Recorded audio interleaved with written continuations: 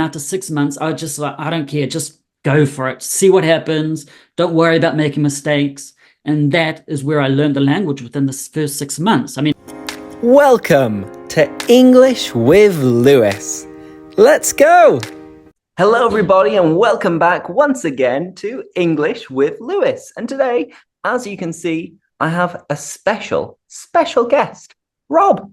Welcome! Hello everyone, nice to see you. I'm not seeing you, you're seeing me. Hello everyone, how's it going? So I hope you're doing well at the moment, and I'm glad that you are back to watch another one of these native English listening practice conversations where you actually get to meet the teachers. So if you're familiar with Rob, fantastic. If you're not, now's a nice opportunity for you, Rob, to introduce yourself. So tell us about you. My name is Rob. I'm from New Zealand and I've been teaching English for 27 years, so quite a while now. And we have a YouTube channel. As it's like my wife and I, we have a YouTube channel, Woodward English. We're on Instagram, all the social media. But that's just one of the many things that we do. We actually teach a number of different languages: Spanish, Italian, some other ones. And we also create resources for teachers all around the world, currently used in over 53,000 classrooms all over the world. So that's basically what we do. Uh-huh. Fantastic. Yeah. So yeah, 27 productive years by the sounds of it. Yeah, you could say it's productive. There are some blurry moments in there because started 27 years ago. I was in Chile, just hanging out in Chile for a while, and I got offered a job to teach English. And this is like, you're a native speaker, you can teach English. I was like, but I've never taught English. Don't worry about it, just go into a classroom. It's just, of course, it was one of those like dodgy language schools that sort of, you know how it works. And they said, okay, well, and I asked me, like, what do you do? Just go in there and talk to people. And I thought, well, that's really weird, just talking to people. And I said, but there must be something else that you can actually need to teach to be a teacher. So I was like, yeah, just teach to be. And I'm like, oh, I know that. To be. I am, you are, not he to is. be. Okay. Yeah, it was like, I sort of know that. So they put me in this classroom, and there were, it was like 4 or 5 students in this classroom. And I was like, okay, to be. So what is to be? I am.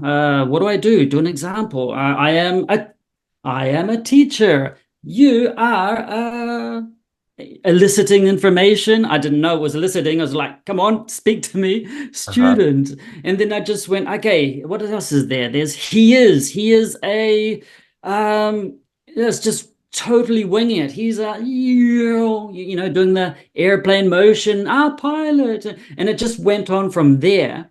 And at the end, I don't know how it happened. At the end of that hour of class, the students were like, oh, I felt I learned so much. And I'm like, really? I was like, you're kidding me. It's like, and they were like, oh, when are we going to have classes with you again? I said, I don't know. It depends on the school. It was like, I didn't know how anything worked. And then I thought, okay, maybe it was just chance. The second class, I thought, oh, same thing, to be again. But I already knew some of the things and the terrible jokes I could throw in there. And at the end of the second class again, I was like, oh, wow, I actually felt I learned it. And again, I'm like, well, this is actually interesting, but also really good because it felt great being able to help people. It felt great being able to, like, these people come to this language school and they're like, oh, there's a teacher in front of me, I'm going to learn English, and just helping that process. I thought, oh, this is great. And at the end of that day, I had such a great time. I enjoyed the interaction with the students. I loved helping them and making them feel a bit more confident. And it was just like, this is what I want to do with my life. And it was just totally by chance. Oh, wow. And then over the next days and weeks, like, I was in the classroom, I was like, oh, someone asked me, what's the difference between, I don't know, some and any? And it's like, oh, I don't actually know that. So I start writing on the board. I want some chocolate, just totally wing. I want some chocolate. What about any? I want any chocolate. No, I don't want any. So maybe it's, and I was just doing everything in my head. But Mhm. once the class had finished or at the end of the night, it's like, I want to know. Unfortunately, the place where I was working at, they didn't have any, even have any language books or anything like that. So I had to go buy some. And it's like, what's the classic one? Uh-huh. The red one, the Yeah, yeah, yeah. Grammar Essentials or something like that. And I was like, okay, where is it? So many. Oh, and I started absorbing. Then over all of these years, I just started learning and learning as much as I could possibly do it. And I discovered this passion for teaching just totally by chance. It was, yeah, and that's how it started It's interesting. 27 years ago. Yeah, yeah, it's interesting because this was a long time ago. You clearly didn't know what you were doing at that time, but it seems Yeah. like Still immediately, don't know. It's 27 years. I have yeah, no yeah, idea what I'm you're doing. still winging it, right? I totally wing it the whole time. You have no idea. And this is a nice expression which you use to wing it. And I was like, I just winged it, Yeah, just just wing make it. things Just up as you go along. Just like, yeah, just wing it. frankly, just go with the So flow, make it up, it'll be fine. But it sounds like out of being curious and being interested, you studied on your own. And I guess usually we learn by doing more than we do from like reading, listening. If you're actually in that situation, you have people in front of you that you need to teach. So you need to be curious and you need to look up the reasons why we use some and any.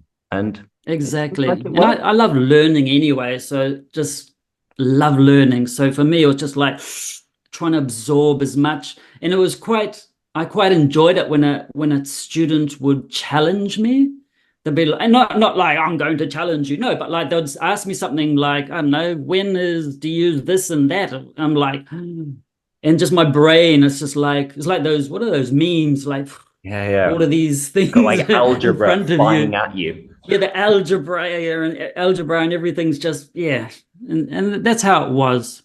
And I was with that language school for about 5 years. And at the same time, during those 5 years, I started creating my own material and resources to help me and help some of my fellow teachers and everything like that. And then I mentioned to the owners of the language schools, like, you should, or we should, you should actually like have some type of structure and course and everything like that. And they weren't interested at all. I'm just like, well, I've created all of these things. I'm gonna, and I wanted the students to learn. Mhm. So with my wife and I, at the time she wasn't my wife, she was my girlfriend, but we got married and we started the language school the same month. We started our own language school in Chile. Oh, wow. And that was a very interesting experience, that Okay, because just I starting think, from nothing. yeah, many people I think they will be familiar with the green graphics. And a lot of the time, if you are an English teacher, you look up different explanations. One that comes to mind right now is the pronunciation of ed endings in the regular. Ah, yes. So like Id to d, yeah. needed, wanted, if we have a T or a D. This one's the easy rule to remember. Needed, wanted, distributed. If there is a T or a D before ED, we pronounce it like id. And then it's Exactly. complicated And between then the you got the and voiced and the. unvoiced and everything like that. But if Yeah. in doubt, Google it now. Type in Woodward English ED endings, and you'll have a beautiful graphic. But Yeah. what I'm going to You do there's is a whole video on that. exactly, and I'm thinking about the fact that I know your content as being online. So, what was it like when you opened up your first physical academy in Chile? How was it? We At the beginning we thought we're going to do very well because I always remember this. Like we're saying, okay, we're going to start our language school and everything like that. And we had 50 students that said, the moment it opens, we're going to be there, we're going to sign on the dotted line. and we're going to be there for you. We're going to learn because you're so wonderful, blah, blah, blah, and everything like that. And we needed 50 people just to cover the costs of the building and the secretary and teach just everything that you do when you're setting up. And of those 50 people, 3 of them kept their word. 3 of them. And it was like, oh no, next month, and then next month, and people, just putting it off, leaving it until later, putting it off. And it was like, oh, this is a bit difficult. Like, we're just completely new to the business side of things and everything like that, my wife and I. And then we discovered, we thought, because at one moment it was quite critical. It was like, if we don't get any money to cover basically the rent, we're screwed based in like a couple of weeks from now. And it got to that point. We think, what can we do? We know what we're doing is very good compared to everything else that is out there with our system, our charts and everything like that. So we thought, what we're going to do is we're going to let people try. We're going to just try with 10 lessons for a very, very small amount. And after that, if you want to continue, continue. If not, no worries at all. It was like really, really, really cheap. Didn't even cover the it was peanuts. Yeah, it was really cheap. It was a bargain. So, exactly. And the people, they took it, and pretty much just about everyone, they continued with the course, and that saved us because they tried it. It's like, oh, this is actually different. It's like maximum 4 people in the classrooms and everything like that. It was fun, and they actually felt the learning, and it was like, oh. So we could breathe a little bit over the next weeks and months. And then over time, of course, it did very, very well. We were quite happy with the results.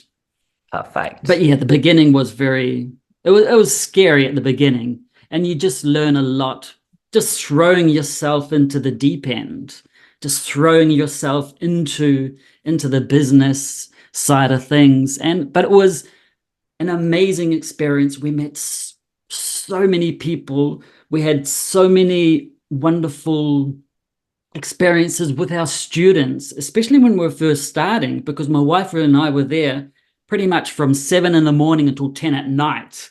And we were there, interaction. We'd have red wine nights, ping pong championships on Fridays, Halloween costume parties, all of these different events, which normally language schools back then, like 30 years ago, they didn't do this type of stuff. Actually, 20 years ago, they didn't do these types of things. And we did it. It was just like, because at the same time, we were teaching Spanish to foreigners and we're teaching English to the local people. So we have these Friday night events and Saturday night events and Thursday night events sometimes, and just so that they could practice the language with each other. And we had barbecues, and the championships were going to 3 o'clock in the morning, and the next day, oh no, we've got classes at 9. It was just like, it was a crazy time, a real crazy time. And when you're not single, when you don't have kids, you can do that type of thing. But then in 2010, we had that huge earthquake in Chile, 8.8 on the Richter scale. At the time, it was the 5th strongest earthquake in the world in recorded history, that people started recording the Richter scale thing of it. And that was a time that my wife and I decided, well, there's a bit more to life than what we're doing right now. And it was like changed a couple of things in us, because honestly, we thought we were going to die. We're on the 22nd floor of a building, and you could see the other buildings move. The buildings in Chile, the construction, everything is amazing, because they've had the strongest earthquake in the world in Valdivia in 1960. And so their buildings are made for really strong earthquakes. It still sounds so scary. Oh, but yeah, it was. Oh man, it was so scary. It was the time in my life I thought, this is it. I'm like, can't end like this. And it wasn't the only one. So many other people like felt the same way, because it just, you just couldn't stand up. You couldn't stand up. It was scary. And from there, we decided, okay, we need to change things a little. And also, at around the same time, our kids were born. So we wanted to spend more time with them, and they became our priority. So we started reducing the hours and everything like that.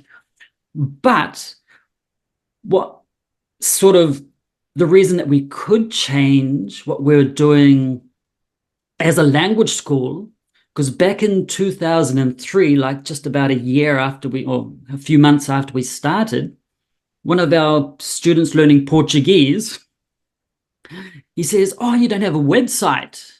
I'm like, "Oh, okay, I suppose I need one of those."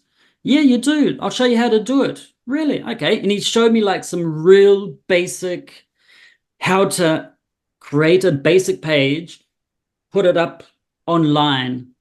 And I was like, cool, great, thanks for teaching me that. No worries. And then I was like, but I want to add something here. How do I add an image? How do I do this? So again, I love learning, so I started learning how to create more things on our website. And then I discovered it's like, I could actually add some more things for our students that cannot be seen in the classroom. For example, I don't know, I'll do a page about do versus does or something simple like that, more details, more examples, also some games that they can just practice, very basic games. And they enjoyed it. It's like, this is good. I'm going to do some more, and I do some more. And then what we discovered wasn't just our students that are entering into our different websites. It was actually people from Chile, then South America, then all around the world. They started visiting this website. I just created all of this information for free for everyone around the world to learn the language, the English language, because we knew that not everyone could pay to come to our language school or have the time to come to our language school. So here's some things. These are going to help you. And then we discovered teachers started using it too, which is like, this is cool. And it's like, just from the different comments on our YouTube channel and social media, people are saying, this is quite cool. And it's just, and they'll say, they're from, I know, random places around the world. I don't want to offend anyone by naming a specific country, but just a random comment. Look, where is that? I know my country as well, but it's like you're looking, wow, I didn't know that existed, sort of thing. And it's just like, and it just grew from there, and like getting up to like 3 million people every month visiting our just like one of the websites. It's just like, for us, it was just crazy. And then we discovered, well, actually, we actually started earning quite a bit from our websites compared to all of the efforts and time necessary to have a language school. So we started like slowly, I was going to say weaning ourselves off the language school and devoting more time towards the exactly online devoting more resources. time to all of our things that are online. And in 2000, we tried to find someone to take over the language school for us, to run it and everything, but finding someone that has the same energy, passion, that truly wants the students to learn, it was actually hard to find, because it's businesses and people are like, we want to make lots of money and things like that. But one of the things my wife and I have this like a soft heart, you could say. We want people to help people. We want to help them learn, and we've always been like that. So yeah, we started just creating more pages on our different websites. If anyone's curious, it's the first ones were grammar.cl, because we were based in Chile at the time, and vocabulary.cl, because again, we were based in Chile at the time. And then we got Woodward English, then Woodward Spanish, Woodward Italian, Woodward French, and all of these other Woodward languages, Woodward education. And then we started going into information about South America. We ended up having about 22 websites. And that sort of kept us. That sounds like a lot of work as well. Maybe more work than a physical academy. Yeah, you could say that. And now it's quite weird, because it's just like the reason we could come to New Zealand is because of our websites. If we still had the language school, it would be still stuck in the whole routine, stuck in the whole. It's a lot of fun, but it's very consuming. There's a lot of stress too. It's like, oh shit, a teacher hasn't turned up, or the student, and just how things work in that industry. It can be a little bit stressful. And whereas compared to online, it's just all happens naturally, or just flows naturally. It's all just, yeah, it's in theory easier. Yeah. In theory. It sounds Yes. interesting. It's interesting to hear your point of view on it and how it all happened with the physical academy and growing into different languages at the same time. And now, obviously, being back in your home country in New Zealand. You mentioned, like, what was the reason why you moved back to New Zealand? And how would you compare life in New Zealand with life in Chile? I had such a great time in Chile. The reason I stayed there for 20 odd years, it was the people, the culture, the energy, yeah, I had so much fun there. It was just such a very good experience. And it was difficult to leave, but at the same time, we wanted to come to New Zealand for our children so that they could improve their English. Now, that sounds weird because, oh, you're an English teacher. Your kids are going to speak English fluency. It's like, no, because at home, even now, we always speak in Spanish.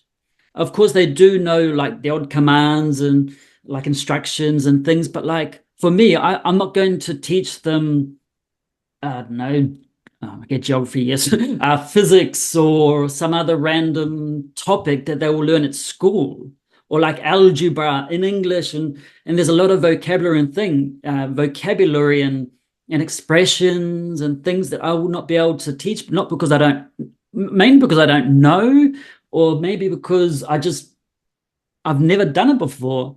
And I thought it'd just be good for our kids to be immersed in an English-speaking culture where they would be able to pick up the language to a fluent level, but also it was very important for us so that they could have the Kiwi side, the New Zealand side. In case you're wondering, I just mentioned the Kiwi side. Like people from New Zealand. Okay, a kiwi is a type of fruit. In New Zealand, we call them kiwi fruit. In some other countries too. It's like brown, and it's like sort of like furry out in the inside. And then you have this bird called a kiwi, which is also brown and furry. The difference is, if you cut open a kiwi, it's not green. No, sorry. Like this is our native bird of New Zealand's called a kiwi, and the origin of that name kiwi for the fruit comes from the name of this bird from New Zealand. Random thing you didn't need to know, but I'm sharing with you anyway. And you never know when you might need this knowledge. I know, you might be in a pub quiz night or something, exactly. And then it'll come up. And so we wanted them to, so people from New Zealand are also called Kiwis by people especially from Australia, sometimes from England, from just other places around the world that call us Kiwis. So, and I learned that when I went to Chile. I said, yo soy un Kiwi. I'm a Kiwi in Spanish. And they're like looking at me like, what, you're a fruit? You're like this brown These New Zealanders are pretty strange. What's wrong with them? They're like, look at me, it's like, and then I learned, like, what does that mean? They didn't know it. And it was like, okay, that's interesting. So yeah, so I wanted our kids to have a Kiwi or New Zealand experience of growing up and just being a part of the other half of their culture, their blood, you could say. So that's one of the reasons why we came to New Zealand. Perfect. Yeah. And related to that, given that you've already taught what Kiwi means, what about some Kiwi slang? What are the words or phrases that are used most in your home country? Okay. Many people don't know this, but in New Zealand, we have a lot of Maori words inserted into everyday conversations. You're on the news and newspapers and different things. Maori are the indigenous, the native people of New Zealand. And fortunately, I think like we use a lot of the words. You learn them at school. You see them on television a lot. Like, for Uh-huh. example, just like, you know, probably about 100 words just naturally just being here. And like, even you're just growing up, it's like, oh, my poko, my stomach Yeah, is buku. full, or you just or kia ora, or you just learn these different things just being here. And you'll find it's a lot of the signs now are bilingual in English and in Maori. Mm-hmm. Also, unfortunately, I'm not fluent in Maori at all. I'd love to. It's actually on my to-do list. Um, but yeah, you'll find there's a lot of words sprinkled in conversation. For example, instead of saying family, you hear people saying whānau a lot in everything, in advertisements, in Mm-hmm. everything, basically. That's like one of aroha, love, and things like that. So there are like I didn't sprinklings know of any of words. this. No, it's like you don't know it until you come here and you think, what did they just say? Is it just the weird Kiwi accent, or is it? I thought No, they it's sounded because like just Australians, but that's not very yeah, Australian. yeah, no, but the Australians, yeah, they're very nasal, but we're like we have these sprinkling of Maori words in different situations in life. Not everyone uses them, but you will hear it quite a lot, especially on TV, in the news and things like that. You'll hear it quite a lot. But we some of the like local words, something that we have are jandals. Okay. I feel like I know this, but I'm not 100% sure. Are jandals flip-flops? Exactly. Phew. For some reason, they're called yeah, jandals. Honestly, I don't know the etymology or the background or where the word came from. Uh-huh. But yeah, And then jandals in is Australia, they're thongs, which exactly. in British And English, thongs your can be thong other is like things what too. you would wear if like your underwear, which is very, very, very thin. Exactly. Exactly.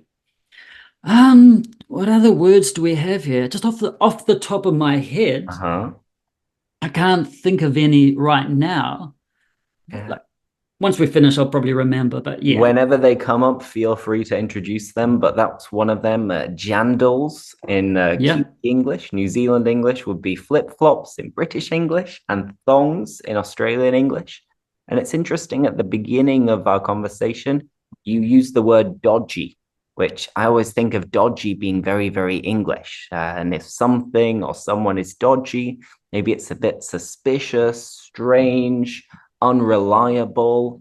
I could say that it's a dodgy area if it's an area of the city that I don't really want to go to, or a Mm. dodgy person is someone you can't really trust. So I assume dodgy is used quite a lot Has in the exact Kiwi same English too. meaning here. It's like suspicious, like, ugh. There's a bit of a bad Dodgy. vibe coming from there.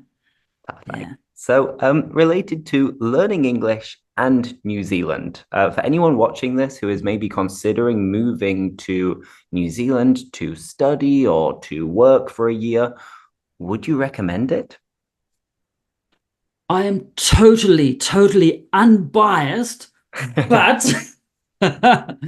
of course, I think it's probably one of the best countries in the whole world to learn the English language for There we multiple go. reasons. That's right. When I was in Chile, I actually had a contract with Education New Zealand to promote New Zealand as a destination for Uh-huh. studying. So I had to do seminars in front of hundreds of people sometimes, just convincing people that New Zealand is a great place to study. And I didn't need to be told that because it just is. It's just a totally different experience. I mean, in New Zealand, we have like about 5 million people and about like 40 million sheep. Yeah, but 5 million people. You won't be talking to the sheep. It's fine. And and it's a laid back society, laid back. It's like a relaxed society. Auckland, which is the biggest city, not the capital, Mhm. it's a bit crazy, you could say. It's very multicultural and lots of things happening. But outside of Auckland, it's very relaxed. And a lot of Hollywood actors like coming here because it's like, oh, I don't get people coming up and annoying me as much. It's just like real, it's like chill. relaxed place to be. And for example, something I used to always mention, and it is relatively safe compared to many other countries around the world. Like even now, the police officers, they don't walk around with guns. In many countries they do. Here they don't. They just have a stick with a nail Yeah. in it, and they just they just have a baton. Who needs a But gun where you can hit people? yeah, yeah, with a nail in it, I mean, just it's more pleasurable. It's But funny this as well because I actually realized this when I went to Spain because in Spain it's also a very very safe country, but yeah, police officers do carry guns, and in the UK we don't either unless there's some kind of like terrorist threat or lots of problems at that period of time. But if not, people are just walking around with the batons, the little yeah. sticks. But Do I they have think New one nail or Zealand two is nails much. there? Yeah. As far as I know, there are no nails in the UK in the batons, but maybe. But related to this, I'd say that New Zealand is known for being extremely safe, and it's definitely much safer than if you want to go to London for a year. That I can guarantee you. Yeah, yeah. I mean, as everywhere around the world, things are getting a little bit crazier and it's a little bit unsafe. But it's just here in New Zealand, you have so many different things that you can do too. And the people outside of Auckland, the people in general, they're very friendly. They'll make time to talk to you. And and that's something that my wife found quite interesting is coming here. People just start conversations with you when you're like in the at the bus stop or even at the bank, they'll start talking or something. It's like it's Leave just me crazy, just alone. waiting in line. It's just like, what do you want? You just check, see if it, they're looking for your wallet or something like that. It's just, no, they'll do that. And that's something that I love about here. And just the different things you can do here in New Zealand is like, if you like adventure, you've got hiking, bungee jumping. You can just got so many different things here. The bungee jump, the modern version of the bungee jump, was actually created in 1988 here by AJ Hackett in Queenstown. And Okay. he just decided, oh, I'm going to see if this works. And fortunately, it did. And Brave man. the jet boats also from New Zealand. You just can do the zorbing.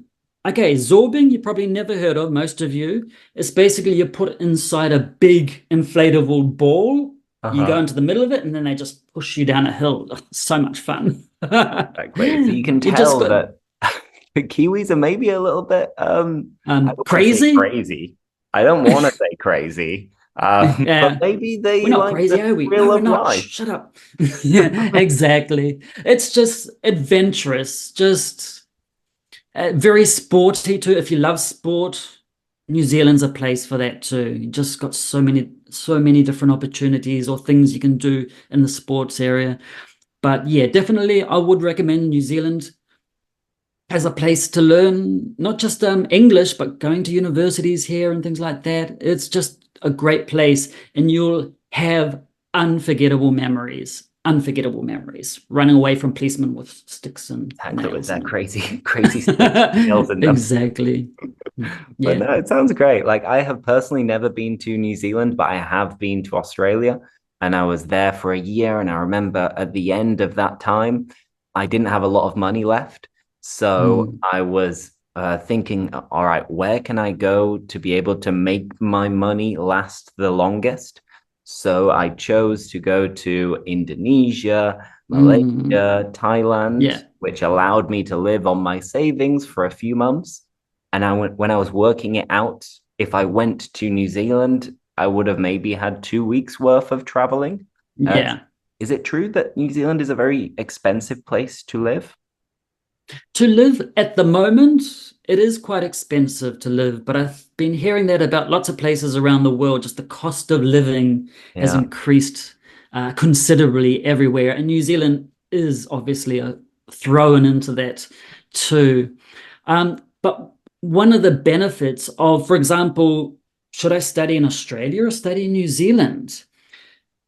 You can learn English, very good language schools in Australia, New Zealand. The difference is in Australia, you've got so many things that want to kill you.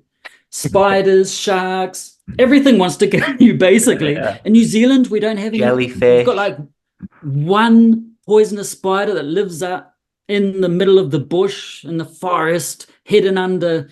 And other than that, you don't have those types of things that want to eat you, kill you, or you don't have to worry about lifting up your toilet seat and a big hairy spider comes out and wants to eat your face. In New Zealand, we don't have that. It's a good point. It is a very, very good point because personally, I'm not keen on creepy crawlies and insects and snakes. Ugh, actually, Yeah, no, goosebumps just thinking about it. But in New Zealand, if you don't have that, then that is a big, big argument in favor of choosing New Zealand over Australia because at the end of the day, if you're exactly. from South America, Europe, it's a long way to go. But if you're to Exactly. one country, then you're close to the other one. So why not Exactly. New Zealand? You've just got sheep instead of snakes. So Exactly. much And the sheep don't bite as much. better. Now, let's finish off by just mentioning languages a little bit more because you previously said that, of course, with Woodward English, you also have Spanish, French, Italian, etc. You were in Chile for 20 odd years, you said? Yeah. Yes, Um, exactly. how do you learn Spanish? And do you have any tips for people who would like to learn Spanish or they would like to improve their English further? The most important lesson I learned about learning languages is from being in Chile.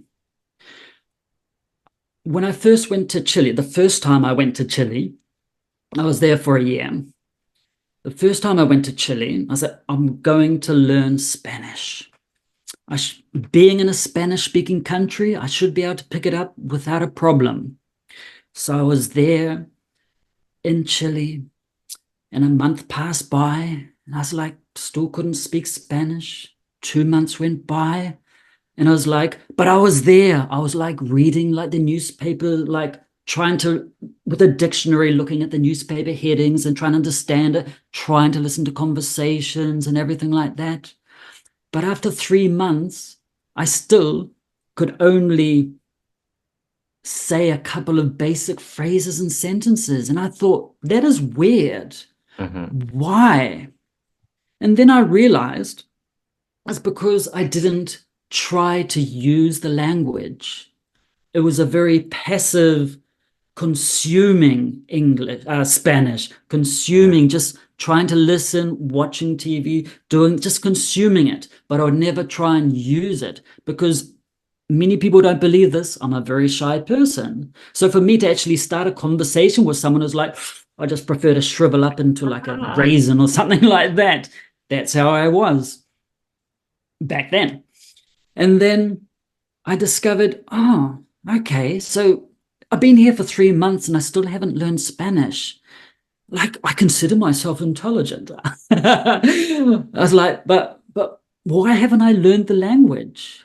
And then it was like, because I wasn't using it.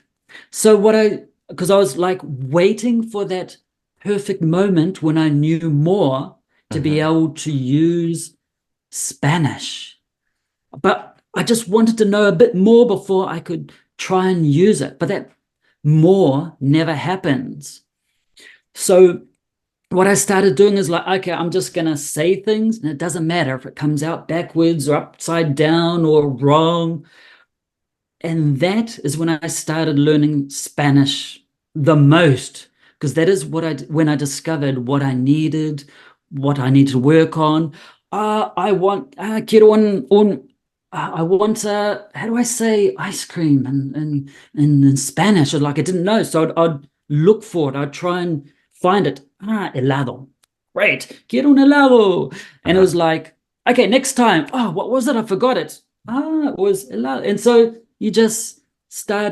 I started using it. And that's when I discovered the things that I needed to know just for everyday life. So I'd start learning it. And when I started using it, for example, people would sometimes correct me too. They're like, look at me like, what did you just say? And I'd repeat the word. Okay.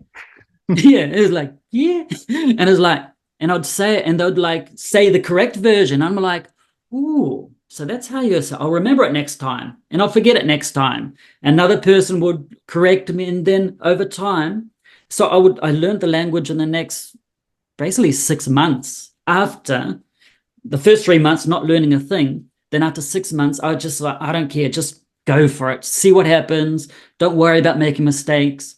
And that is where I learned the language within the first 6 months. I mean, not perfectly, but I could express myself without a problem, get into trouble and out of trouble without any Mhm. problems. And so that is the most important thing. If you're learning English, don't wait for that fantastical moment where you're supposedly going to be like, oh, I speak English fluently. Don't wait for that moment, because you're really going to start learning when you start using it. And never ever worry about making mistakes, because those are actually brilliant for you to discover what you need, what you don't need, and you advance from there.